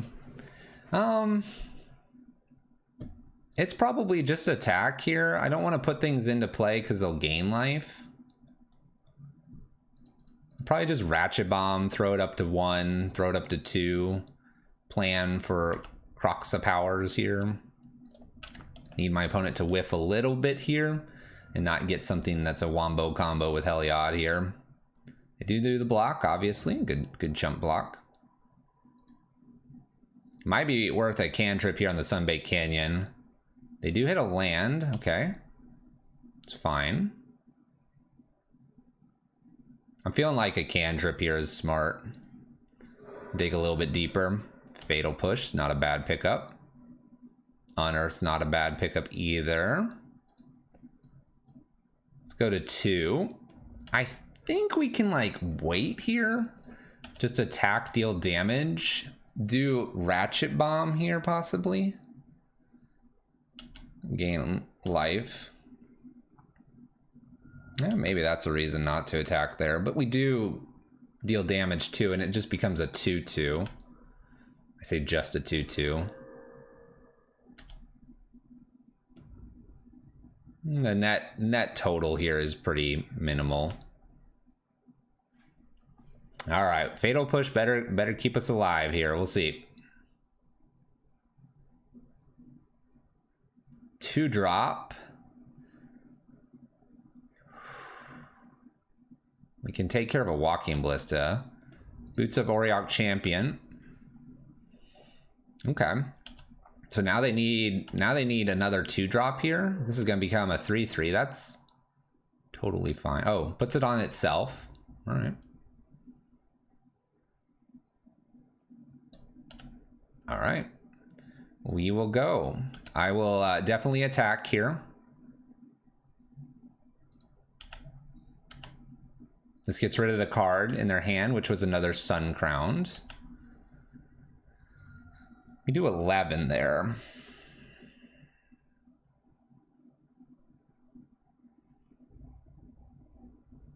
Wondering if there's any reason to wait here.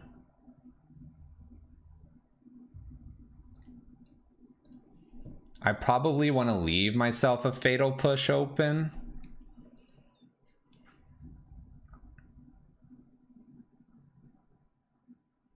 Blow this up and do a Seasoned Pyromancer. I lose the Fatal Push, but the Fatal Push is probably not needed. I could also wait until their turn. If I wait until their turn, this might be smarter. What I'm thinking is that if I wait and if they get like a Spike Feeder here and try to combo out, being able to use Ratchet Bomb's Revolt trigger here probably is okay. If I top deck a land, I'm doing 3 + 6 here, which is 9. Doesn't quite kill them. Is there a way to set up a kill next turn? I'm afraid there's probably not. I think I want to play around Spike Feeder combo.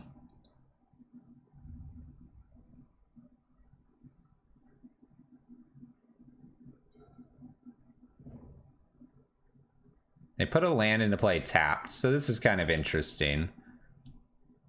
Do they attack? Because if they don't attack now, I could attack, do 3. And then in response to this, so they do attack. All right, we'll wait until they activate.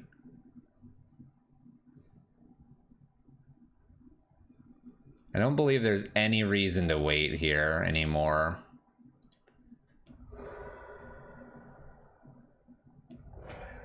Okay. So we could set up our turn with like Seasoned Pyromancer probably. Ooh, Scourge is just really good.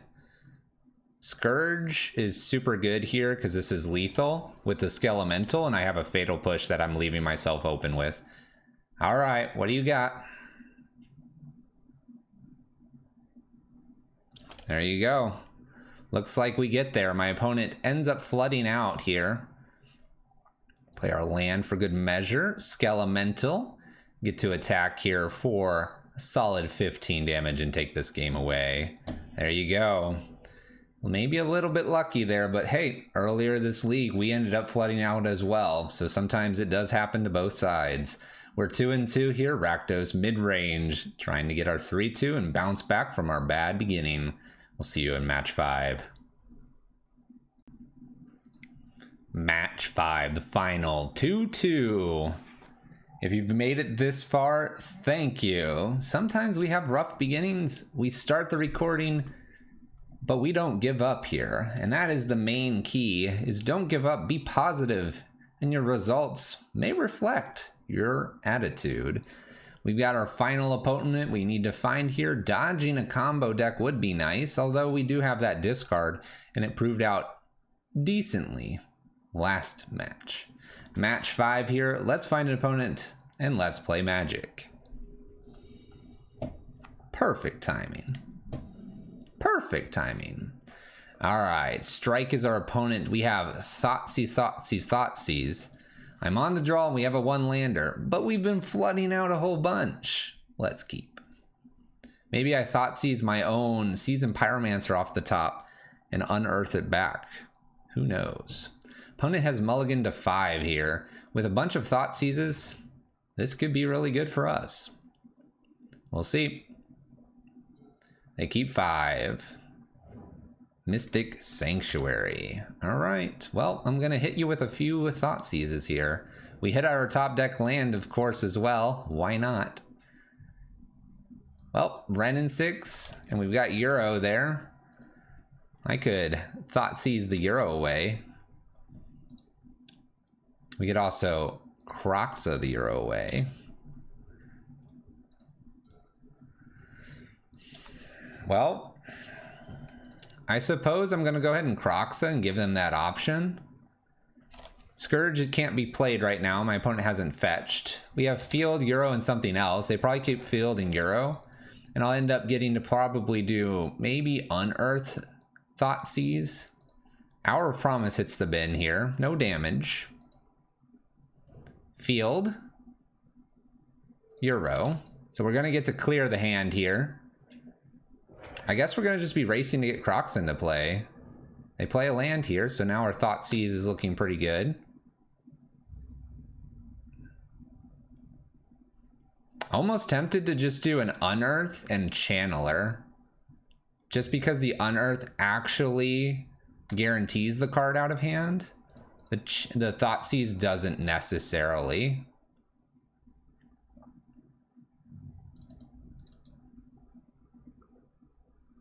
And I'd have at least a Channeler in play. I like this line. I like this line. This line feels good because if it's a land, then I'm clear and free. If it wasn't a land, obviously the Thoughtseize is better, but we don't know that. And it was Omnath, so it would have been fine to do a Thoughtseize. We could have lead with a Thoughtseize and then followed up, but I like our line here because we have the Channeler now. We can pitch these Thoughtseizes. We don't need Thoughtseize. All right, Omnath Money Pile, a difficult matchup regardless here. Looks like my opponent needs to adjust their mana base here briefly. Based on what I have here, I need to get another mountain in case I get a Seasoned Pyromancer off the top. All right. We hit an Unearth. Interesting. So, let's start with Magnetic Channeler getting rid of a Thoughtseize. There's a Seasoned Pyromancer. I do like that option. Seasoned Pyromancer, they have one card. The question is, do we care about that one card? We could also put another Channeler down, and after Thoughtseize and Unearth here, I believe our Channelers will be large enough. Let's do that. Let's do the Channelers. I've harped on how good these Channelers are. Let's make them work for us. So bounce Kroxa back, make them discard. Doing this again so that if it's a land or something, we do damage.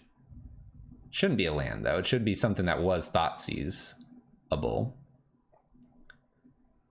But if they're able to cantrip this with a Growth Spiral here, then we still hit maybe a land. Ooh, it's a path.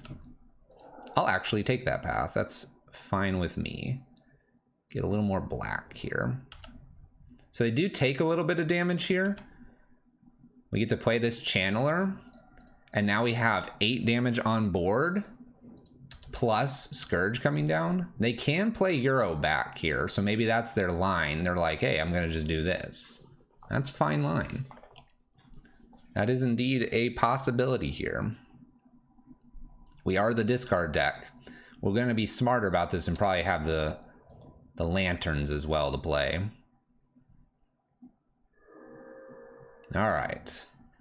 Fetch land. One card in hand. Couple Unearths.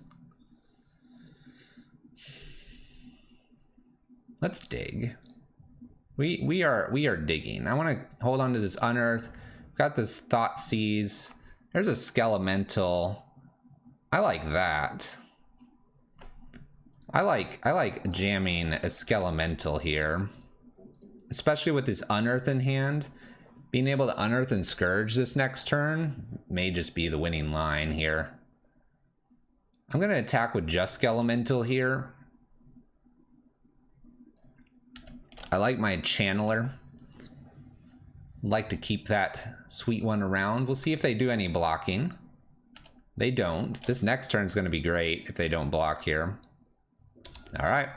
Discard that one card here. They will get to draw 2 with Euro. Okay thing. Cryptic Command is pitched. 1, 2, no 3 islands here. So we do dodge the Mystic Sanctuary, bringing the Cryptic back, thankfully. Opponent fetches just a Triome, and they're going to take their natural draw here.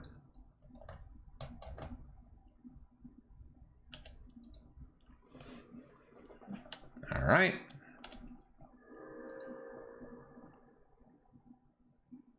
Euro draws. They don't play anything into play.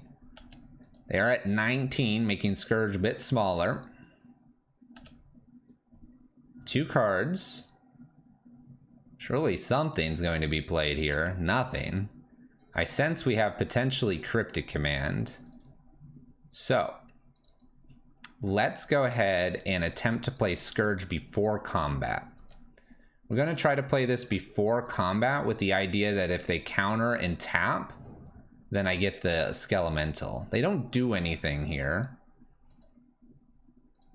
Let's go combat. I think they have a Cryptic Command, but if not, solid 8 damage isn't bad. Would not be disappointed.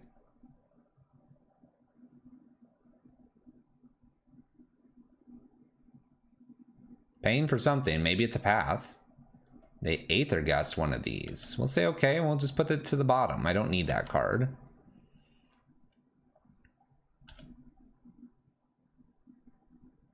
All right, we don't get to do too much else. Scourge is just a 5/5. 2 cards still in hand. And we know one of them wasn't really a Cryptic, because I feel like they would have fired off a Cryptic versus an Aether Gust there. Here we go. We're going to tap some Omnath. Hoping no fetch land here. It is a fetch land. So we're going to lose Scourge here.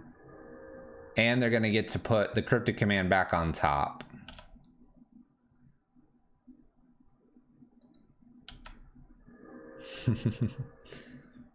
Pretty good, pretty good. And they find their Field of the Dead. All right, we're pretty far behind now. Pretty far behind now. We might be needing to give this one up and go to game number 2. We go to 4.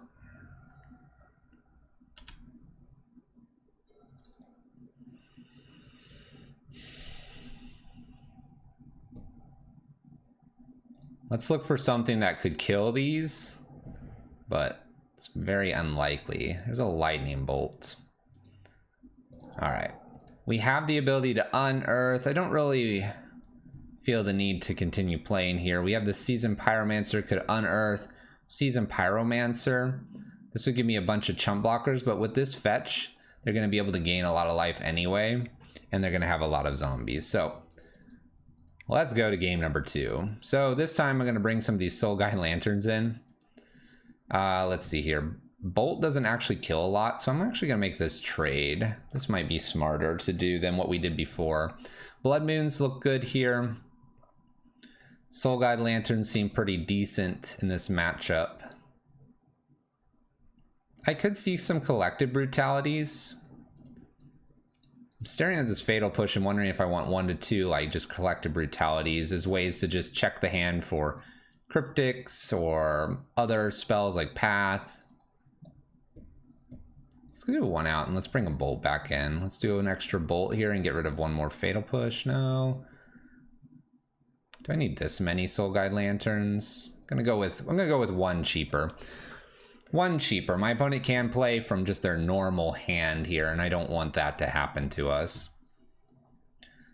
Alright, let's play first. We have a Blood Moon, we have Inquisitions, we have Soul Guide Lanterns. It's all interesting, but we're on a one lander and not on the play, or sorry, not on the draw. I think we lose with this hand. Let's mulligan. We can do better. This is better. This is better. We can keep this, we can get rid of one of these unearths. We don't go after my opponent's hand here, but maybe we can get a Scourge down and begin beating them down with his lightning bolt.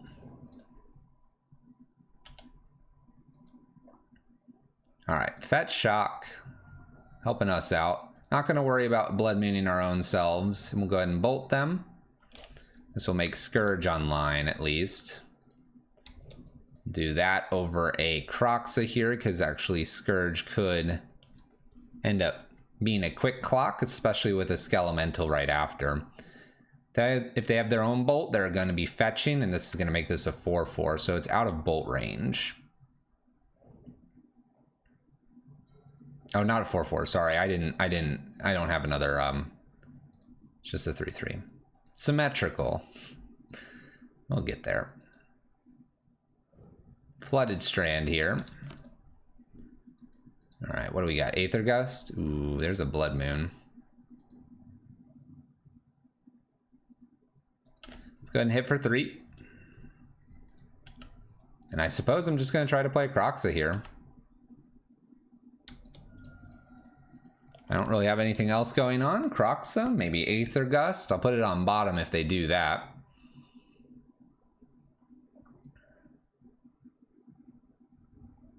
A Euro followed up with this is going to offset our Scourge just a bit. We almost need a Thoughtseize or another Fetch. That way our Scourge can grow a little bit. Kroxa does land here. Makes them discard A. Discard an Aether Gust. All right. Flooded Strand, fetching, probably a Breeding Pool. Oh, Triome. Another Triome. Double Triomes here. And leads us with a Path. I'm going to go ahead and get that Swamp. Just get it really quick too. Make it look like nothing ever happened there. We'll see what they play on turn 3. I'm almost hoping that it's Euro. We'll see. Ren and 6. Picks up a Flooded Strand or a Scalding Tarn. And plays. Alright.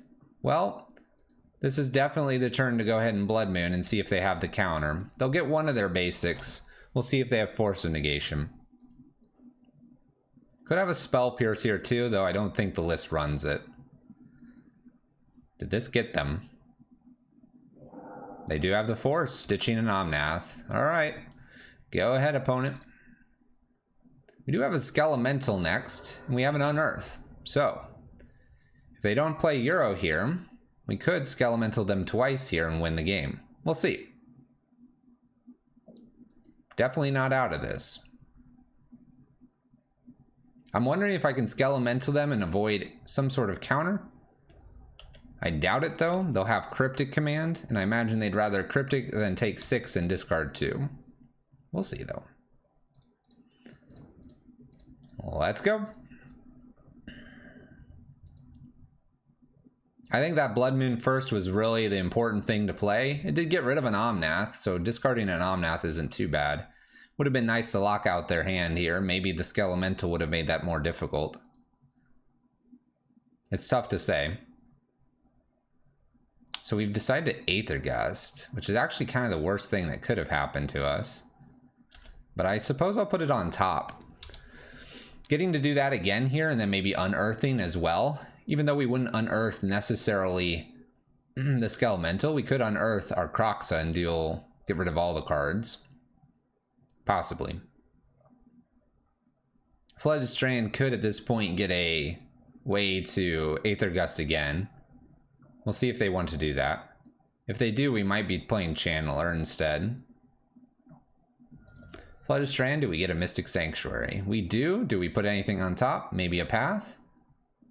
Puts the Aether Gust on top. All right.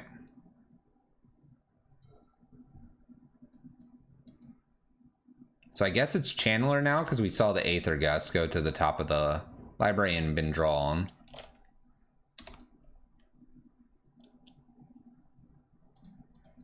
So Channeler, let's see if they use the Aether Gust. This will go bottom if it does. It does not. They're gonna wait on the Skelemental here. Okay, what I can do is get around the Aether Gust a little bit. So I can use Magmatic Channeler to pitch this and then unearth it. Probably not going to do that because then they could just Aether Gust the Lightning Skelemental. They may Aether Gust this as well. And this I will go ahead and put to the bottom. Flooded Strand here. We'll see if they pick up an Aether Gust again. All they're doing is kind of ramping right now. They choose not to. Once again, I'd like to maybe get through a Cryptic here. Cryptic would be fine. Opponent fetching all of this time is causing them to lose little bits of life here and there.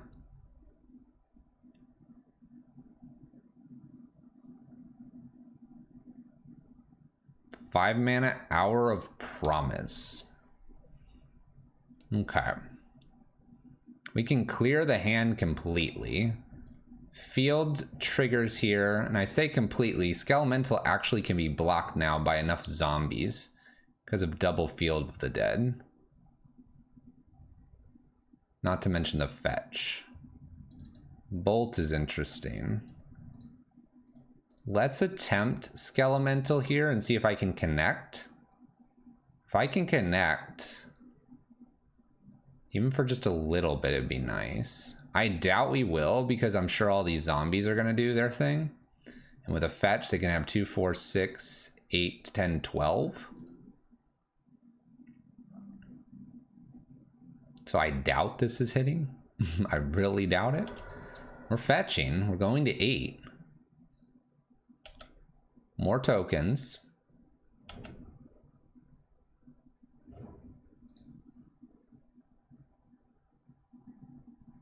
I will attempt to attack here.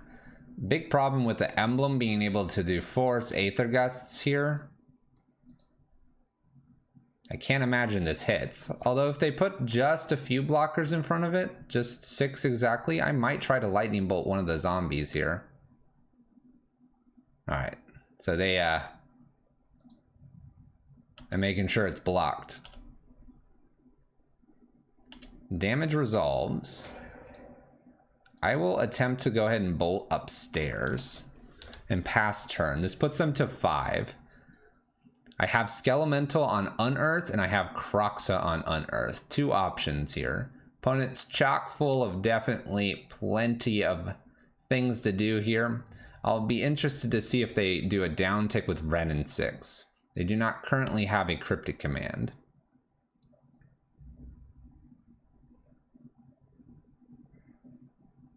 Cryptic Command in the yard. Let's make that distinction. What do you think, opponent? This is a good thinking moment. I think we've done just about all we can. Just about all we can. Emblems. All right. So we probably have a land in hand, which means that, unfortunately for us, they can Aether Gust, Kroxa, or Skelemental. We hit a land. So 1, 2, 3. So this is kind of interesting. I think this line here is going to be Unearth Skelemental here. Attack. This is lethal, so they'll have to do something about it. And then I can play Kroxa right after this, which isn't necessarily lethal, but it's close. It's probably about as good as we can do, right? Force of Negations, pitching Forest. We follow this with a Kroxa.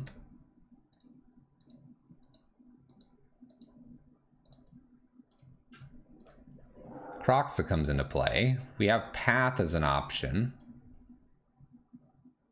They could also discard land and Aether Gust this,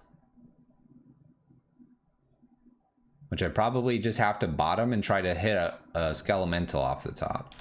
Resolves. We got a Path. Land and path? Yep. Path, ditching land. We'll obviously go get our land. What does this put my opponent to? Do they go to 2 or not?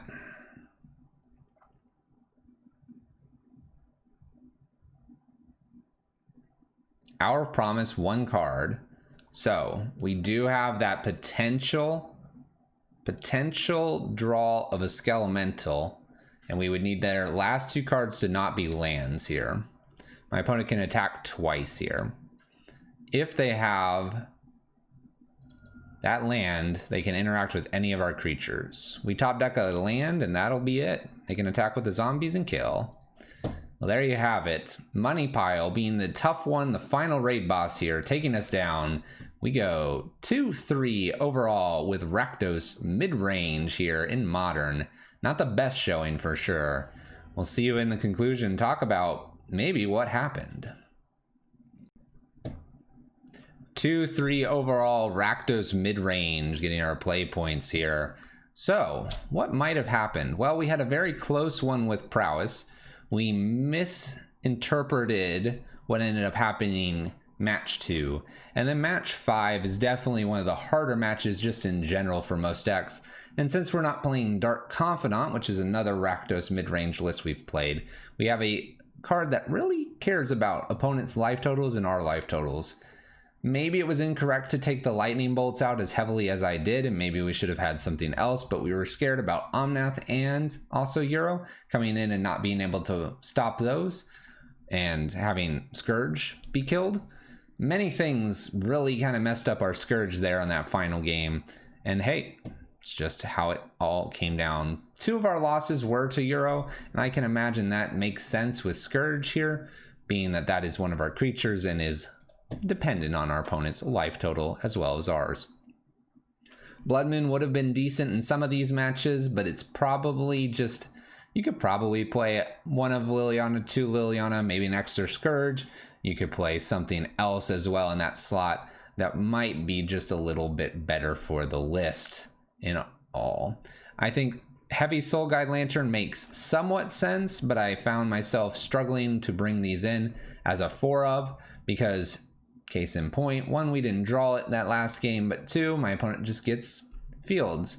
Now, they did get the Ren in 6, so you could make an argument that Soul Guide Lantern would have helped there as well. Sometimes they kind of have just all the angles that get you. Rakdos Midrange. A tough one. We'll take our lumps though. We'll see you next time. And we'll win the next one. I'm sure of it. Till then, take care. Don't forget to like and subscribe. Happy Thanksgiving. Tomorrow. Or today, if you're a little bit late. I'm watching.